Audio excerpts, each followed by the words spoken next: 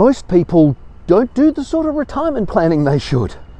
I am amazed that I say to people, do you know what your living expenses are? Not really.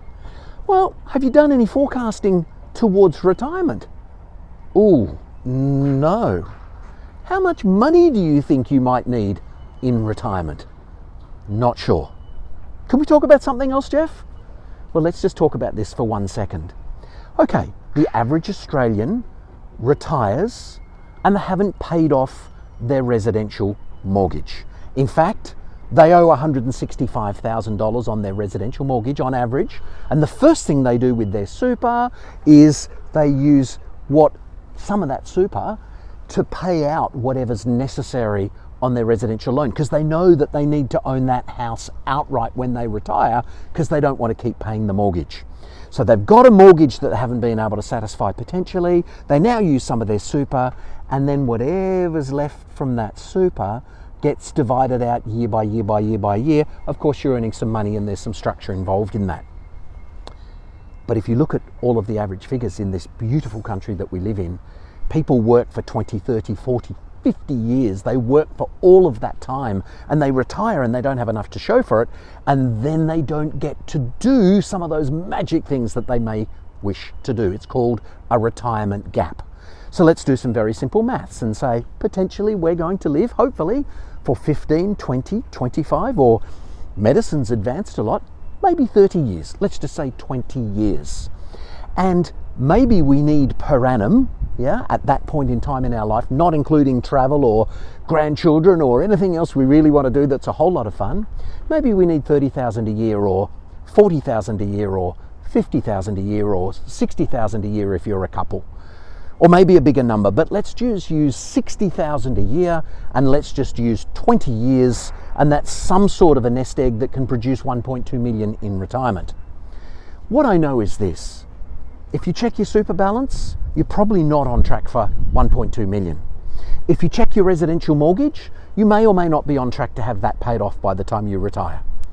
What I do know is this: if you considered an investment property and you put some money into an investment property now, by the way, the equity release that you did from your residential mortgage, the usual way, you'll have that equity straight away in your investment property, and then it sits there whilst you keep working. You get some great tax deductions. The taxman and the tenant are paying for it if you've done it correctly on a new house and land package. You're saving 15,000 odd of depreciation per year. You've got extra income coming in, and it's just quietly sitting there in the background, being paid for, possibly contributing positive cash flow to your residential mortgage to help you pay it off quicker. And by the time you retire, you own an asset. Now, I don't mind how slow the property market was. I'd rather pick the right area and get fantastic growth in the property market. But either way, you've made 100,000, 200,000, 300,000, 400,000.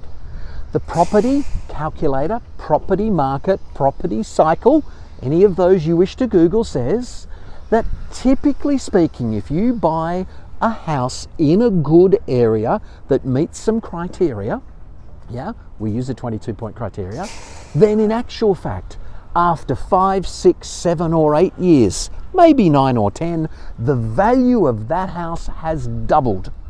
And it is statistically likely that you don't owe the bank more money for something that has doubled in value.